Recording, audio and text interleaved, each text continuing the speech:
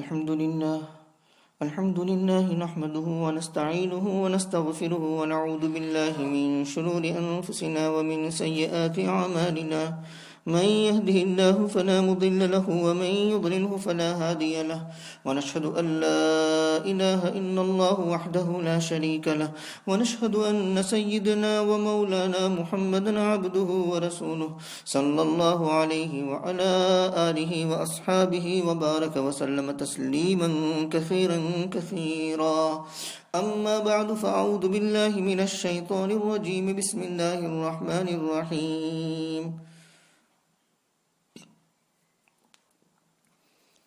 إن الذين توفاهم الملائكة ظالمي أنفسهم قالوا فيم كنتم؟ قالوا كنا مستضعفين في الأرض. قالوا ألم تكن أرض الله واسعة فتهاجروا فيها فأولئك مأواهم جهنم وساءت مصيرا.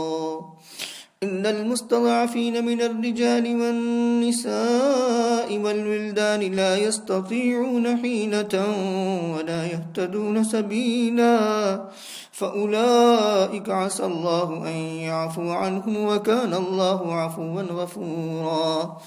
ومن يهاجر في سبيل الله يجد في الأرض مراغما كثيرا وسعة، ومن يخرج من بيته مهاجرا إلى الله ورسوله ثم يدركه الموت فقد وقع أجره على الله وكان الله غفورا رحيما.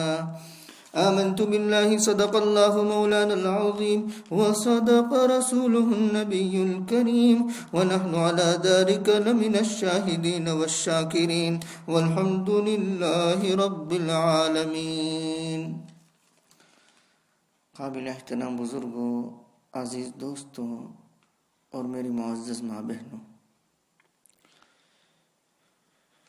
سورہ نساء کی آیت نمبر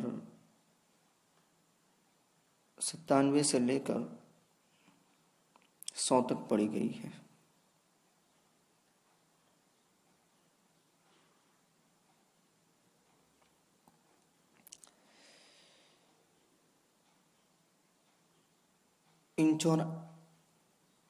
ان چاروں آیتوں میں اللہ تبارک و تعالی نے ہجرت کے فضائل، برکات اور احکام کو بیان فرمایا ہے. پہلے آیت کا ترجمہ دیکھتے ہیں. بے شک وہ لوگ جن کی فرشتے جان نکالتے ہیں اس حال میں کہ وہ اپنے آپ کے ساتھ برا کر رہے ہوتے ہیں. فرشتے پوچھتے ہیں تم کس حال میں تھے؟ وہ جواب دیتے ہیں کہ ہم زمین میں بے بس تھے، لاچار تھے، کمزور تھے. فرشتے کہتے ہیں کیا اللہ تبارک و تعالیٰ کی زمین کشادہ نہیں تھی کہ تم اس میں ہجرت کرتے، یعنی اپنے اس وطن کو چھوڑ دیتے جہاں تمہیں دینی آزادی حاصل نہیں ہے. وہ لوگ ان کا ٹھکانہ جہنم ہے اور بری جگہ پہنچے. مگر وہ لوگ، یہ مستثنیٰ ہے، جو بے بس ہیں، لاچار، مرد، عورتیں اور بچے، جو تدبیر نہیں کر سکتے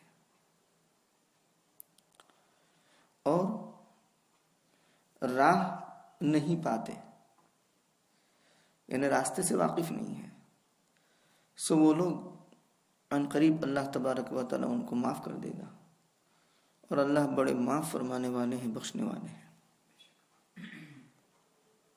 یہ پہلی 3 آیتوں کا ترجمہ ہوا. صحیح بخاری میں ابن عباس رضی اللہ تعالیٰ عنہما سے روایت ہے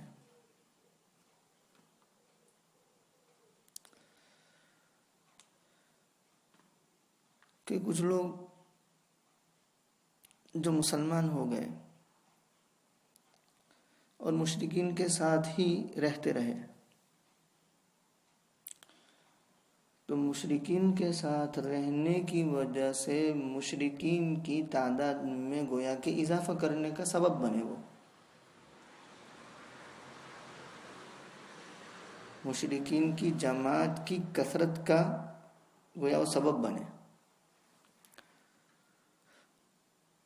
اور یہ مشرکین جب نکلتے جنگ کے لیے تو یہ مسلمان جو ہیں وہ بھی ان کے ساتھ مل جاتے، تو مشرکین کی تعداد بڑھ جاتی. تو مقابلہ ہوتا تو تیر کبھی یہ مسلمانوں کو لگ جاتا، تلوار ان کو لگ جاتی، وہ قتل ہو جاتے. یہ آیت نازل ہوئی. اور یہ بھی نقل کیا جاتا ہے کہ کچھ لوگ مکۃ المکرمہ میں مسلمان ہو گئے تھے. جب رسول اللہ صلی اللہ علیہ وسلم اور رسول اللہ صلی اللہ علیہ وسلم کے جان نثار صحابہ رضوان اللہ تعالی علیہم اجمعین نے ہجرت کی مکۃ المکرمہ سے مدینہ منورہ، تو ان لوگوں نے ہجرت کو گوارا نہ کیا اور وہیں ٹھہرے رہے. ان کو خوف آتا تھا، ڈر لگتا تھا کہ ہمارے اہل و عیال، ہماری جائیداد، مال، اس کا کیا ہوگا. یہ آیت نازل ہوئی. تو خلاصہ یہ نکلا کہ ہجرت پر قدرت کے باوجود ہجرت نہ کرنے والے اپنے اوپر ظلم کرنے والے ہیں، ظالمی انفسہم.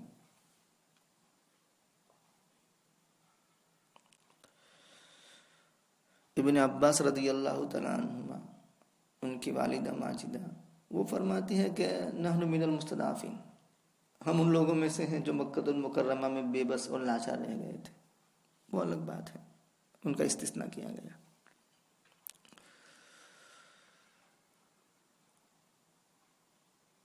تو ہجرت، حجر یحجر، اس کا معنی ہے ترک کرنا، چھوڑنا.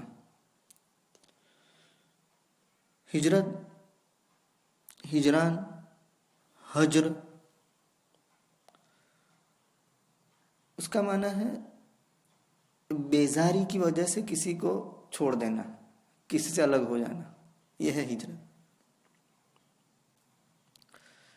محاورات عامہ میں ہجرت کے معنی ہیں وطن کو ترک کرنا، وطن کو چھوڑ دینا.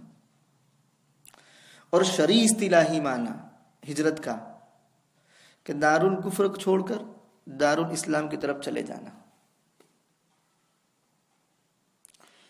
ملا علی قاری رحمہ اللہ تعالیٰ نے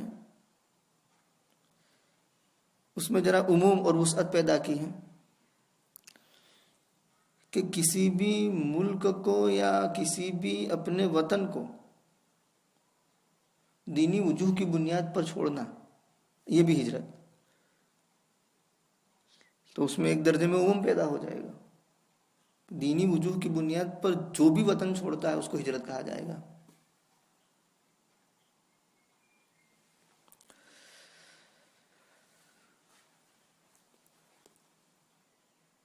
سورہ حشر میں للفقراء المہاجرین الذین اخرجوا من دیارہم واموالہم یبتغون فضلا من اللہ ورضوانا، مال فے کی تقسیم کے سلسلے میں اللہ تبارک و تعالیٰ نے احکام بیان فرمایا. تو وہاں اللہ تبارک و تعالیٰ فرماتے ہیں کہ مال فے ان فقراء مہاجرین کے لیے ہیں جو نکالے گئے اپنے گھروں سے اور اپنے مالوں سے. تو اس سے ہی معلوم ہوا کہ وہ مسلمان جو ان کے مسلمان ہونے کی وجہ سے کسی ملک سے نکال دیے گئے زبردستی، جیسے کہ مکۃ المکرمہ میں جو مسلمان تھے ان کے مسلمان ہونے کی وجہ سے کفار مکہ اور مشرکین مکہ نے ان کو نکال دیا. تو زبردستی اگر مشرکین مسلمانوں کو اس ملک سے نکال دیتے ہیں تو اس پر بھی ہجرت کا اطلاق ہوگا، کیونکہ قرآن کریم نے ان کو مہاجرین سے یاد فرمایا.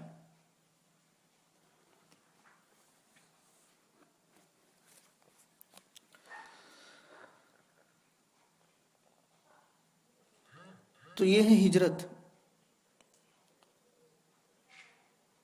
اور جہاں بھی ہجرت کا موقع ہو اور ہجرت کی جاتی ہے تو اللہ تبارک و تعالی ہجرت کی ظاہری اور باطنی برکتوں سے ان ہجرت کرنے والوں کو مالا مال فرماتے ہیں، ان کو نوازتے ہیں۔ لیکن ہجرت ہو اللہ کے دین کے لیے۔ اگر کوئی ہجرت کرتا ہے اپنی ملازمت کی سہولت کے لیے یا جائیداد تجارت کے ترقی کے خاطر، تو اس کے لیے یہ چیز نہیں ہوگی، اس کو شرعی مہاجر بھی نہیں کہا جا سکتا۔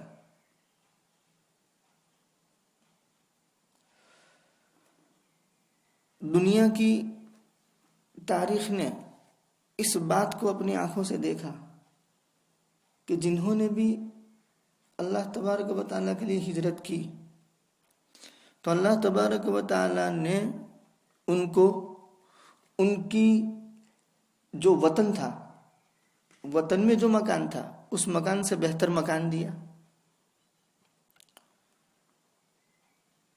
اپنے وطن کے اندر جو عزت تھی اس سے زیادہ عزت دی، اپنے وطن کے اندر جو راحت تھی اس سے زیادہ راحت دی، اپنے وطن کے اندر جو آرام تھا اس سے زیادہ آرام دیا۔ حضرت ابراہیم علیہ السلام نے اپنا عراقی وطن چھوڑا اور شام تشریف لے گئے تو اللہ تبارک و تعالیٰ نے یہ ساری نعمت ان کو عطا فرمائی۔ حضرت موسیٰ علیہ السلام نے اپنا وطن مصر چھوڑا اور شام تشریف لے گئے تو یہ ساری نعمتیں عطا فرمائی اور مصر بھی مل گیا۔ نبی کریم صلی اللہ علیہ وسلم اور آپ کے جانثار صحابہ کرام رضوان اللہ تعالیٰ علیہم اجمعین نے مکۃ المکرمہ چھوڑا اور مدینہ منورہ تشریف لے گئے تو مدینہ منورہ میں اللہ تبارک و تعالیٰ نے وہ ساری نعمتیں ان کو عطا فرمائی۔ ابتدائی دور میں جو مشقتیں اور تکلیفیں آئی وہ مستثنیٰ ہے، عبوری دور تھا، لیکن اس عبوری دور کے بعد جو نعمتیں اللہ تبارک و تعالیٰ نے ان کو عطا فرمائی اور جس کا اثر کئی نسلوں تک جاری رہا، اس کو مد نظر رکھا جائے گا، اس کا اعتبار ہوگا۔ تو قرآن کریم کے اندر جیسے جہاد کے سلسلے کی آیات پھیلی ہوئی ہے، ایسے ہی ہجرت کے سلسلے کی آیات قرآن کریم کی صورتوں میں متعدد مرتبہ آئی ہیں، اور ان آیات میں غور کرتے ہیں تو 3 قسم کے مضامین ہمارے سامنے آتے ہیں۔ نمبر 1 ہجرت کے فضائل، نمبر 2 ہجرت کی جو بھی دنیاوی یا اخروی منفعتیں ہو سکتی ہے، برکتیں ہو سکتی ہے، فوائد ہو سکتے ہیں وہ، اور نمبر 3 ہجرت کرنے پر قدرت کے باوجود ہجرت نہ کرنے پر جو وعید ہیں وہ وعید۔ یہ 3 قسم کے مضامین ہمارے سامنے آتے ہیں۔ سورہ بقرہ میں آیت آئی ان الذین آمنوا والذین ہاجروا وجاہدوا فی سبیل اللہ اولئک یرجون رحمت اللہ واللہ غفور الرحیم۔ بے شک وہ لوگ جو ایمان لے آئے اور ہجرت کی اور جہاد کیا اللہ کے راستے میں، اولئک یرجون رحمت اللہ، یہ لوگ اللہ کی رحمت کے امیدوار ہیں، اور اللہ بڑے بخشنے والے ہیں، بڑے رحم فرمانے والے ہیں۔ یہ ہجرت کی فضیلت۔ دوسرے مقام پر اللہ تبارک و تعالیٰ نے سورہ آل عمران کے اخیر میں فَاسْتَجَابَ لَهُمْ رَبُّهُمْ أَنِّي لَا أُضِيعُ عَمَلَ عَامِلٍ مِّنْكُمْ مِّنْ ذَكَرٍ أَوْ أُنثَىٰ بَعْضُكُم مِّن بَعْضٍ فَالَّذِينَ هَاجَرُوا وَأُخْرِجُوا مِن دِيَارِهِمْ، وہ لوگ جنہوں نے ہجرت کی اور اپنے گھروں سے نکالے گئے، وَأُوذُوا فِي سَبِيلِي، میرے راستے میں ایذا پہنچائے گئے، تکلیف پہنچائے گئے، وَقَاتَلُوا وَقُتِلُوا، تو ان سب اعمال میں ہجرت بھی شامل ہے۔ لَأُكَفِّرَنَّ، کیا فضیلت، میں ان کی سیئات مٹا دوں گا اور ان کو داخل کروں گا ایسے باغات میں جن کے نیچے سے نہریں بہتی ہیں، ثوابا من عند اللہ، اللہ تبارک و تعالیٰ کی جانب سے ثواب ہے، یہ بدلہ ہے، اور اللہ کے یہاں بہترین بدلہ ہے۔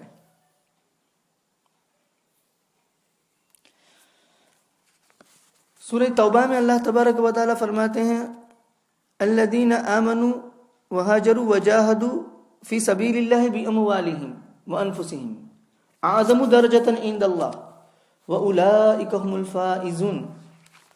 اللہ تعالیٰ فرماتے ہیں کہ وہ لوگ جو ایمان لائے اور ہجرت کی اور جہاد کیا اللہ کے راستے میں اپنے مال اور اپنے جانوں سے، ان کا درجہ اللہ تبارک و تعالیٰ کے یہاں بڑا ہے، وہ کامیاب ہونے والے ہیں۔ یبشرہم ربہم، ان کا پروردگار ان کو بشارت دیتا ہے اپنی جانب سے رحمت کی اور رضامندی کی اور باغات کی، ان کے لیے اس میں ہمیشہ رہنے والی نعمتیں ہوں گی، وہ اس میں ہمیشہ ہمیشہ رہیں گے، اور بے شک اللہ تبارک و تعالیٰ کے یہاں بڑا اجر ہے۔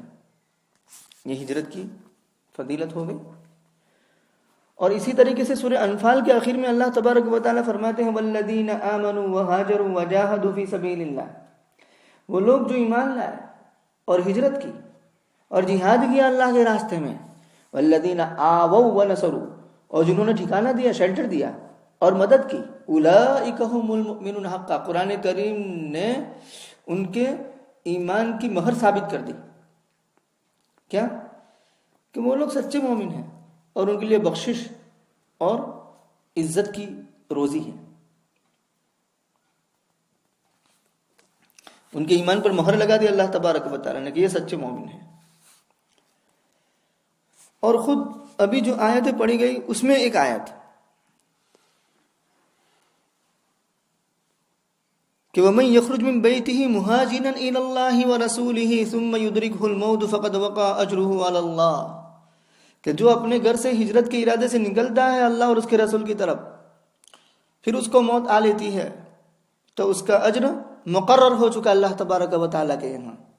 یہ وہ آیات ہیں جو آیات ہجرت کی فضیلت پر دلالت کرنے والی ہیں۔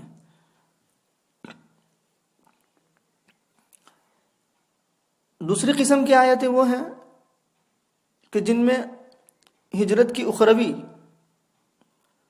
اور دنیاوی برکتیں ذکر کی گئی ہیں۔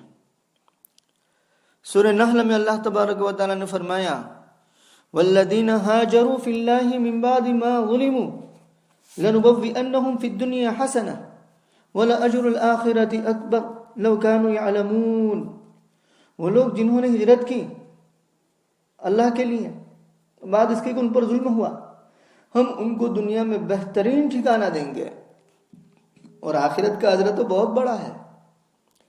تو بہترین ٹھکانے کی تفسیر مجاہد رحمۃ اللہ علیہ نے رزق حلال سے کی، اور حسن بصری رحمہ اللہ تعالیٰ نے عمدہ مکانات سے کی، اور دوسرے مفسرین نے مخالفین پر جو غلبہ، سطوت، شوکت، مخالفین کا اوپر جو رعب مسلمانوں کا ہونا چاہیے وہ، لیکن حقیقت یہ ہے کہ یہ ساری ہی چیزیں اس میں جمع ہو سکتی ہیں، یہ ساری ہی چیزیں اس میں داخل ہیں، مطلب رزق حلال بھی داخل، عمدہ مکانات بھی داخل، اور جو مخالفین ہیں ان پر مسلمانوں کا رعب، دبدبہ، شوکت اور سطوت یہ بھی شامل ہے۔ ایک دوسری آیت جو سورہ حج میں آئی والذین ہاجروا فی سبیل اللہ ثم قتلوا او ماتوا لیرزقنہم اللہ رزقا حسنا وان اللہ لہو خیر الرازقین، وہ لوگ جنہوں نے ہجرت کی اللہ کے راستے میں پھر قتل کیے گئے یا مر گئے، اللہ ان کو بہترین رزق دے گا، اور اللہ بہترین رزق دینے والے ہیں۔ لیدخلنہم مدخلا یرضونہ، تو یہ وہ آیتیں ہیں جو دلالت کرتی ہیں ہجرت کی دنیاوی اور اخروی برکتوں پر۔ ابھی جو آیتیں پڑھی گئی ان میں ایک آیت وَمَن يُهَاجِرْ فِي سَبِيلِ اللَّهِ يَجِدْ فِي الْأَرْضِ مُرَاغَمًا كَثِيرًا وَسَعًا، کہ جو ہجرت کرے گا اللہ کے راستے میں وہ زمین میں بہت جگہ اور کشائش پائے گا۔ تو یہ بھی ہجرت کی جو دنیاوی برکت ہو سکتی ہے اور اخروی برکت ہو سکتی ہے اس کی طرف اشارہ ہے۔ اور تیسرا مضمون ہجرت کی قدرت ہونے کے باوجود ہجرت نہ کرنے پر وعید، تو وہ تو یہاں آپ نے دیکھ لیا، جو اس انداز سے ان کو ظالم کہا گیا ہے، اور فرشتوں اور جن کی روح قبض کی جا رہی ہے ان کے درمیان جو گفتگو ہو رہی ہے، اس سے ہم نتیجہ نکال سکتے ہیں۔ لیکن یہ ہجرت ہو کس کے لیے؟ اللہ کے لیے، اللہ کے لیے۔ رسول اللہ صلی اللہ علیہ وسلم اور صحابہ کرام رضوان اللہ تعالی علیہم اجمعین نے جب مدینہ منورہ ہجرت کی تو اللہ تبارک و تعالی نے نوازا، اور صحابہ کرام کے سلسلے میں جو فقر و فاقہ کے واقعات آتے ہیں وہ ہجرت کے ابتدائی دور کے ہیں، یا پھر وہ فقر و فاقہ صحابہ کرام کا اختیاری تھا، یعنی انہوں نے مال دولت کو پسند نہیں کیا، جائیداد کو پسند نہیں کیا۔ خود نبی کریم صلی اللہ علیہ وسلم کا یہ حال تھا کہ آپ مالداری کو پسند نہیں فرماتے تھے، آپ نے اس کو اختیار نہیں فرمایا۔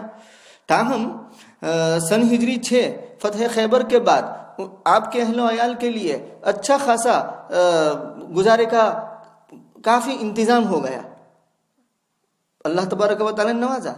اور رسول اللہ صلی اللہ علیہ وسلم کے بعد خلفائے راشدین، ان کو بھی اللہ تبارک و تعالی نے نوازا۔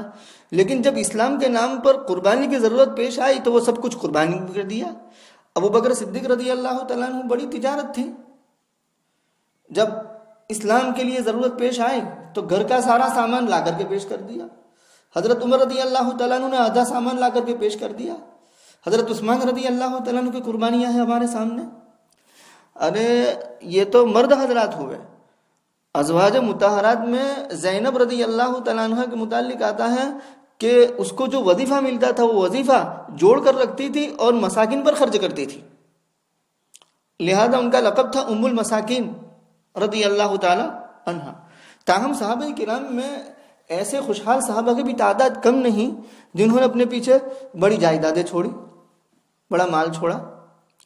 لیکن کچھ وہ بھی تھے کہ ہجرت سے پہلے بالکل نادار تھے، مفلس تھے، ان کے پاس کچھ نہیں تھا، لیکن ہجرت کے بعد اللہ تبارک و تعالیٰ نے ان کو رفاہیت عطا فرمائی، نعمتیں عطا فرمائی اور مالا مال کر دیا۔ ابو ہریرہ رضی اللہ تعالیٰ عنہ کسی صوبے کے جب گورنر بنائے گئے تو اس کے بعد وہ اپنے جو فقر و فاقہ کے احوال تھے بڑے مزے لے کر کے بیان کرتے تھے، اور یوں فرمایا کرتے تھے اپنے نفس سے خطاب کرتے ہوئے کہ اے ابو ہریرہ، تو وہی ہے جو فلاں قبیلے میں کا نوکر تھا، اور تو وہی ہے کہ تیری تنخواہ کیا تھی؟ پیٹ بھرائی روٹی، یعنی پیٹ بھر کر روٹی مل جاتی تھی، بس وہی تیری تنخواہ تھی۔ اور تو وہی ہے کہ جب قبیلہ نکلتا تھا تو ان کے ساتھ پیدل ہوتا تھا، اور وہ قبیلہ کہیں پڑاؤ کرتا تھا، منزل کرتا تھا، ٹھہر جاتا تھا تو ان کے جلانے کے لیے لکڑیاں چننے کے لیے جایا کرتا تھا۔ اور آج اسلام کی بدولت تو کہاں سے کہاں پہنچ گیا، امام کہا جانے لگا، امیر المؤمنین کہا جانے لگا۔ لیکن یہ ہجرت ہو کس کے لیے؟ فی اللہ، فی اللہ، فی اللہ، اللہ کے لیے۔ مال دولت کا حصول، جاہ و عزت کا حصول، سلطنت اور حکومت کا حصول ہو، یا نام و نمود، شہرت اور ریا ہو، تو اس ہجرت پر یہ فضائل مرتب نہیں ہوں گے اور برکتیں نہیں ہوگی۔ حضرت عمر رضی اللہ تعالیٰ عنہ کی روایت بخاری شریف میں بھی پہلے ہیں، مشکات میں بھی پہلے آتی ہیں کہ انما الاعمال بالنیات وانما لکل امرئ ما نوى فمن كانت هجرته الى الله ورسوله فهجرته الى الله ورسوله ومن كانت هجرته الى دنيا يصيبها او امرأة يتزوجها فامرأة الى ما هاجر اليه۔ تو اس سے مسئلہ واضح اور صاف ہو جاتا ہے کہ ہجرت صرف کس کے لیے ہو؟ اللہ تبارک و تعالیٰ کے لیے ہو۔ دنیاوی مال دولت حاصل کرنا مقصود نہ ہو، سلطنت حکومت حاصل کرنا مقصود نہ ہو، اور تجارت و ملازمت کو چمکانا مقصود نہ ہو، بلکہ صرف اور صرف اللہ کے لیے ہو۔ وَمَن يُهَاجِرْ فِي سَبِيلِ اللَّهِ، اور جو اللہ کے راستے میں ہجرت کرے وہ زمین میں بہت سی جگہ اور کشائش پائے گا۔ جندو ابن دمورہ اللیثی جو مکہ المکرمہ میں تھے، جب یہ آیت نازل ہوئی تو مکہ والوں کو یہ آیتیں پیغام کے طور پر پہنچائی گئی اور ان کے سامنے آیت پڑھی گئی، تو یہ جندو ابن دمورہ لیثی شیخ کبیر مریض، بڑی عمر کے تھے، بیمار بھی تھے، یہ آیتیں سنی تو انہوں نے کہا کہ ما انا ممن استثنى اللہ، میں ان لوگوں میں سے نہیں ہوں جن کو اللہ نے مستثنیٰ کیا ہے، یعنی میں مستضعفین میں سے نہیں ہوں. ولی مال، میرے پاس تو مال بھی ہے. ابلغ به الى المدینہ وابعد منها، مدینہ منورہ تک پہنچ سکتا ہوں، بلکہ اس سے بھی زیادہ دور تک جا سکتا ہوں، اتنا مال ہے میرے پاس.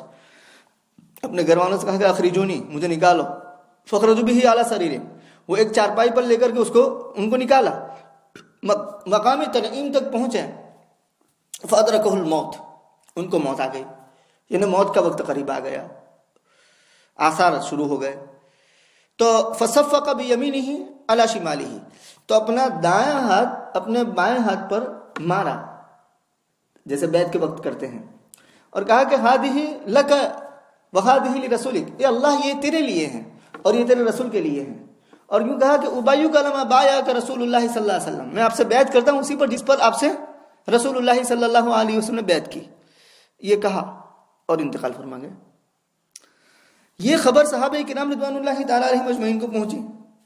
جب یہ خبر صحابہ کرام رضوان اللہ تعالی علیہم اجمعین کو پہنچی تو صحابہ کرام نے یوں کہا، واف المدینۃ لکان اتم واوفى اجرا.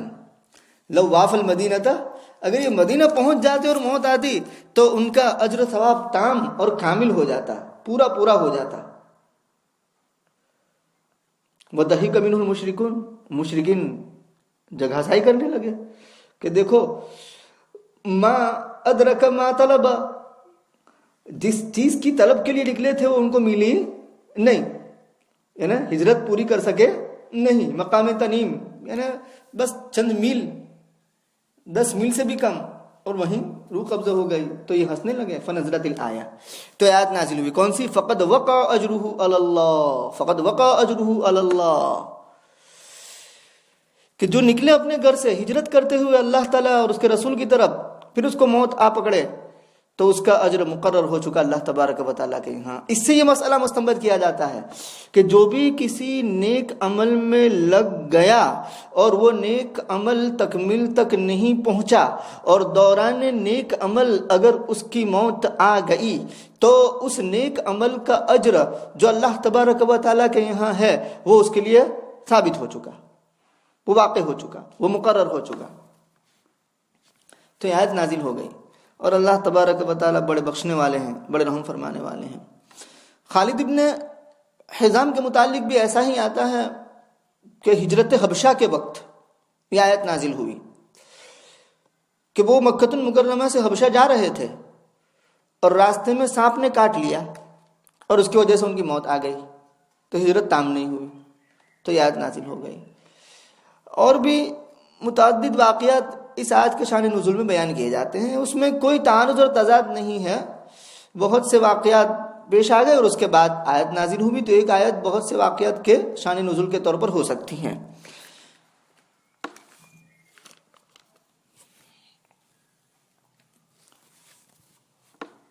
یہ تو ظاہری ہجرت. حقیقت میں جو ہجرت ہے حدیث کی روشنی میں، المہاجر من ہجر ما نہى اللہ، جیسے المسلم من سلم المسلمون من لسانہ ویدہ، پکا سچا مسلمان تو وہ ہے کہ جس کے ہاتھ اور اس کے زبان کی تکلیف سے دوسرے مسلمان محفوظ اور مأمون رہے. اسی طریقے سے مہاجر، سچا پکا مہاجر وہ ہے کہ جو ان تمام کاموں سے جو شریعت نے حرام کی ہیں، ناجائز کی ہیں، ان سے بچتا رہے. یعنی سچا پکا مہاجر وہ ہے کہ جو صرف ترک وطن سے فارغ ہو کر کے بیٹھا نہ رہے، بلکہ آگے جن چیزوں کو شریعت نے ناجائز اور حرام قرار دیا ہے ان کو بھی وہ چھوڑ دے. اپنے دل کو بھی بدل جامع احرام کے ساتھ، اپنے دل کو بھی بدل جامع احرام کے ساتھ. اسی لیے عمرو ابن عنبسہ رضی اللہ تعالیٰ عنہ کی روایت میں آتا ہے، پوچھا انہوں نے کہ ای الہجرت افضل، ای الہجرت افضل، کون سی ہجرت بہتر ہے؟ تو آپ نے یوں فرمایا کہ ان تہجر ما کرہ ربک، ان تہجر ما کرہ ربک، یہ کہ تو چھوڑ دے ان باتوں کو جن کو تیرا رب ناپسند کرتا ہے، یہ سب سے بہتر ہجرت ہے. اور کہیں آپ نے یوں فرمایا کہ المہاجر من حجر الخطایا والذنوب، سچا پکا مہاجر وہ ہیں جو ذنوب اور خطایا کو، گناہوں کو ترک کر دے. اللہ رب العزت ہمیں گناہوں سے بچنے کی توفیق عطا فرماوے، ہمارے دلوں میں گناہوں کی نفرت داخل فرمائے اور طاعت اور عبادات کی طرف، ذوق تلاوت کی طرف اور شوق ذکر کی طرف میلان نصیب فرماوے۔ سبحان اللہ و بحمدہ، سبحانک اللہم و بحمدک، ونشہد ان لا الہ الا انت، نستغفرک و نتوب الیک۔ سبحان ربک رب العزۃ عما یصفون۔